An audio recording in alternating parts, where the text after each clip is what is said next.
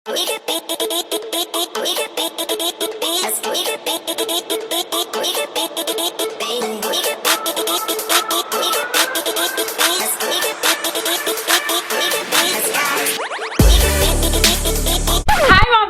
it's me, Fedellaga, and welcome back to my channel. Hi mga Beks! Welcome back sa ating channel! And for today's video, we're going to do a very easy on-the-go makeup look. Yan, di ba? Oh, hindi to on the go sa inyo?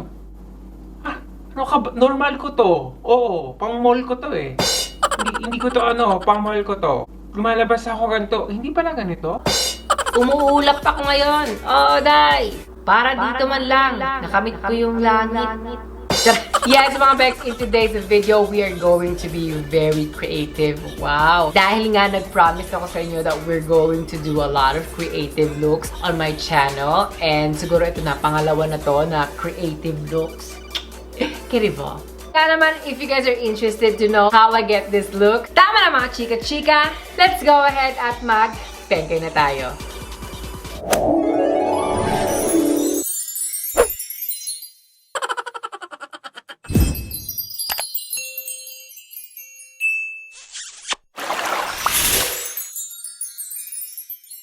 Okay mga Beks, ayan. So, nagkilay na tayo. And yung kilay ko hindi na naman siya nakisama. Hayaan nyo na siya. Okay.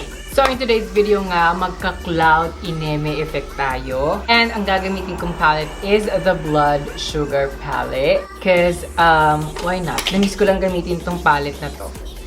Tanggalin ko na yung shirt ko kasi sobrang init. Okay, so I'm gonna start priming my eyes with this Anastasia's eye primer.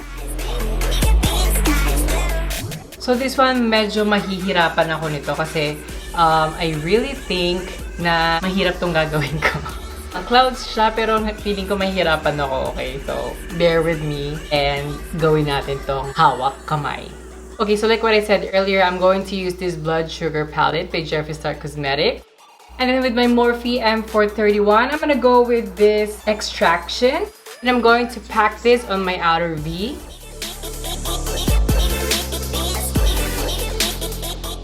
And then now, ilalagay ko rin naman to sa aking inner crease.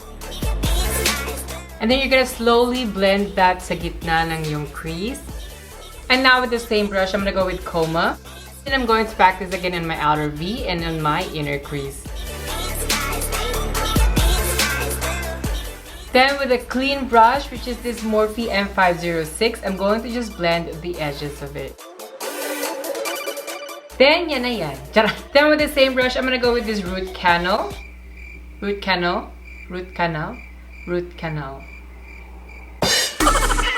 So, maliliit yung ginagamit kong brush because we wanna make it really detailed the look. Kaya maliliit yung gamit kong brush.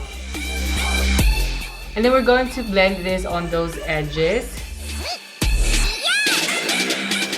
And then I'm gonna go with this Coma again. And then parang natanggal na yung mga colors dun sa ating inner crease and outer V. I'm just going to go back and pack some of this shade.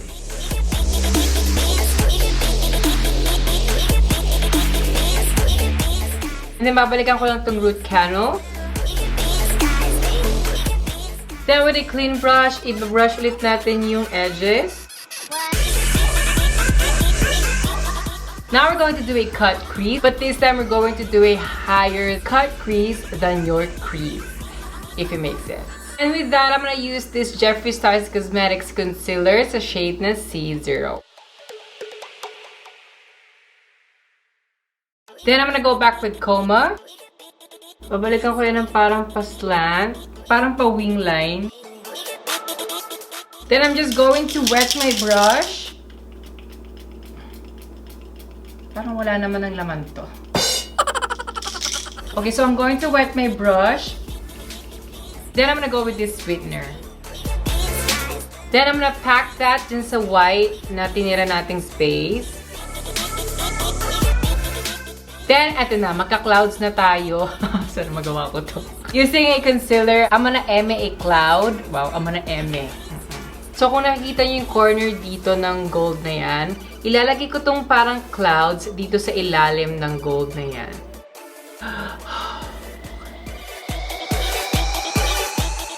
Then, yung brush na ginamit natin para sa mga dark shadow, yun ang gagamitin ko dito pang naisalba ko. Then, I'm gonna go back with this coma. Then, I'm gonna make sure that this is really dark. Then, yung kabila naman. Oh, diba nasalba ko siya? Kinabahan ako dyan, day. Mahirap kasi kapag maliit na clouds, kaya kinakabahan ako.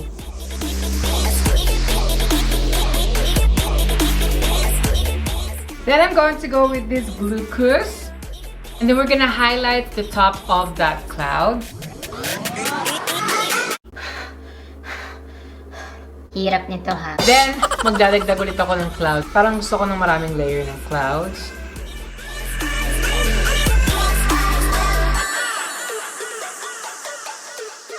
Okay, so ayan, medyo happy na ako sa ganyang itsura niya. I know, mukhang tanga ngayon, pero mamaya bobonggahan natin yan. But I wanna put some details as well, para mga stars. So, with the Velour Liquid Lipstick, gagawa tayo ng mga dots and then stars. So,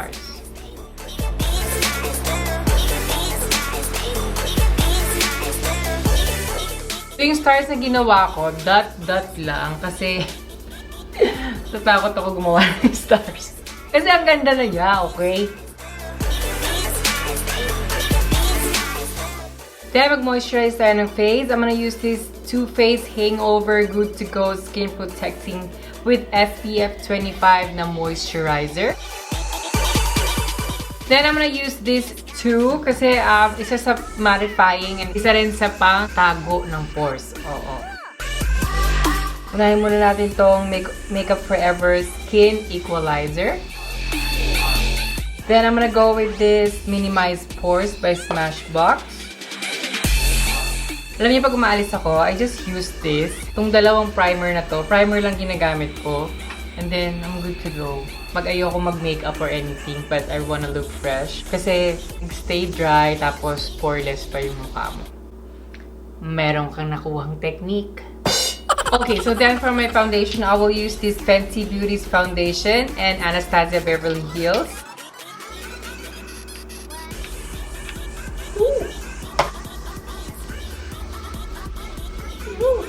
Then mix them together.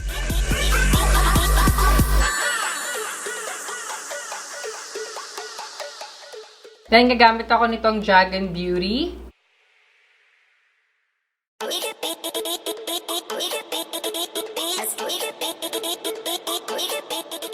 Okay, so now we're gonna go with our concealer. And I'm going to use this Too Faced Born This Way Multi-Use Sculpting Concealer. Now we're gonna set our face with this Anastasia's Beverly Hills Setting Loose Powder. Okay, so now pilik mata na tayo, pero magmamascara muna ako. And I'm going to use this Too Faced Damn Girl. Then for my lashes, I'm gonna use this Batty Bee in a style Batty. Okay, so now I'm gonna dust it off. Kasi carry niyan sa akin. Let's just dust it off. So now under my eyes, for a fallout effect. For a waterfall out effect. Wow, waterfall. For a fallout effect, I'm gonna use this candle. And then from this edge, I'm gonna bring that down pababa. Okay, makapal sa taas and then light na pababa. And dito gagawa tayo ng parang pag-triangle. Then I'm gonna go back with coma. So this one, ito yung gagawin natin parang palaman niya. I'm gonna get a clean brush and I'm gonna blend these edges. Now I'm gonna go with this tongue puff. And we're gonna put that dun sa gilid-gilid niya to make it look like blended. Now yung gitna ng waterline mo, we're gonna put some color over there, which is the darkest one. Okay, so now I'm gonna put this sweetener with a small blending brush, and then I'm gonna pack that sa gitna where we put a space. Okay, so now I'm gonna go with this candy floss. Let's go back with these edges again to bring back those colors kasi medyo na overcome na siya. Okay, so now clouds ulit tayo. With a concealer, mag-drawing ulit ako ng clouds. Ay, maliit naman. Then, same process rin lang. We're gonna blend the edges of these clouds para realistic yung itsura niya. Then, balik ako ng coma. Then, balikan natin yung glucose just to intensify those white lines. Top of the clouds. Then, I'm gonna get some glitters and then some glitter glue.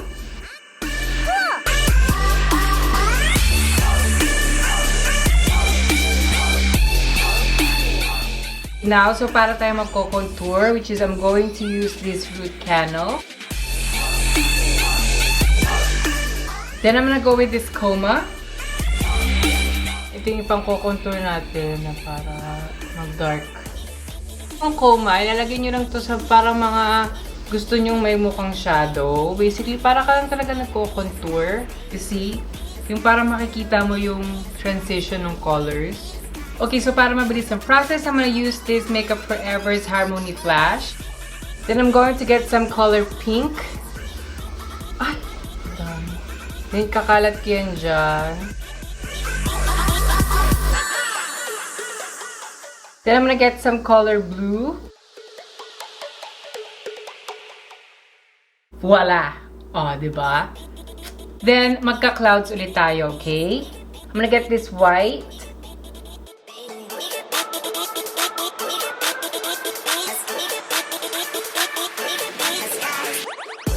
Okay, so I kind of like this. Ayan, parang ang bongga niya, no? So, now I'm gonna put this Tarte Moonwalk. Okay, so now what I'm going to do is I'm going to put a contour again. I'm gonna use this Kylie Jenner's Pressed Bronzing Powder. Then this time, let's put some dots. Pero lalagyan lang natin siya sa may mga pink na color. I'm gonna use this Jeffree Star's Velour Liquid Lipstick.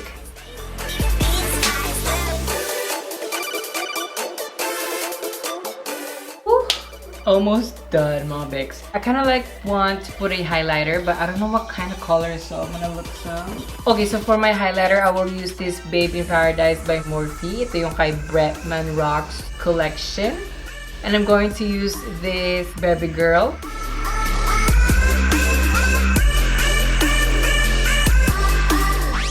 Now, let's go with the lip liner. For my lip liner, I will use KKW Beauty sa shade na Classic Icon Liner. Then, I'm gonna use this Velour Liquid Lipstick from Jeffree Star Cosmetics sa shade na Fully Nude. For the gloss, I'm going to use Jeffree Star Cosmetics The Gloss in a shade Spank Me. Then, let's spray some setting spray for my final look.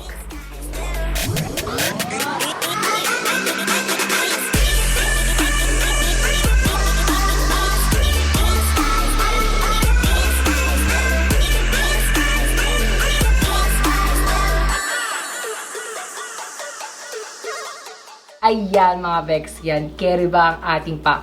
Cloud9. Charot. Yan 9, oo. Hindi ko rin alam kung ilan yan eh. Dapat Cloud9 lang to eh. Oo. Marami nang gumagawa ng Cloud Ineme makeup. But today, I figured I'm gonna do a cloudy makeup Ineme effect. Ulap-ulap lang to. Nahirapan ako. Hindi siya joke. Oo. Medyo nag-iba na yung ating look kasi medyo niretouch ko. Kasi may nalaglag na brush. Pag angat ko, sumabit ang makeup ko dun sa ilaw. Ay, di nabura. Inulit ko yung banda dito, tsaka yung dito. So, inulit ko na lang yung whole, yung entire dito. Abongga ba? Pero syempre, makakalimutan ba natin ang comment of the day? Comment of the day! Comment of the day! Comment of the day! Comment of the day! Hey! Hey! Comment of the day! At eto na sila!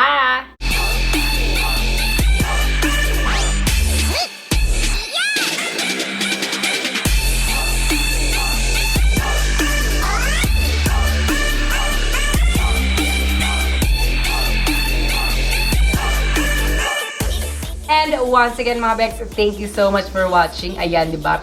Tulad ng itrinamis ko, magkakaroon tayo ng mga creatives. Oo, creative look, inemerot.